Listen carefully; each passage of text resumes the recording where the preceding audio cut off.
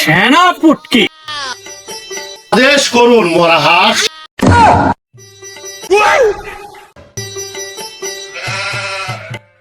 এই মন্ত্রী, বাজারে পেঁয়াজের দাম কেমন?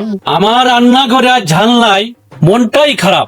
মহারাজ, দাম শুনলে হার্ট অ্যাটাক করে ফেলবেন মহারাজ। 10 টাকায় ছিল, আজকাল 60-এ বইব মহারাজ। মহারাজ, আমারে পাঠাইলেন বাজারে, আগুন লাগছে মাথায়। একটা বেগুন কিনতে গেলাম বাজারে, দোকানদার বলল হাই, তা সোনার দামে বিক্রি হচ্ছে আজকাল।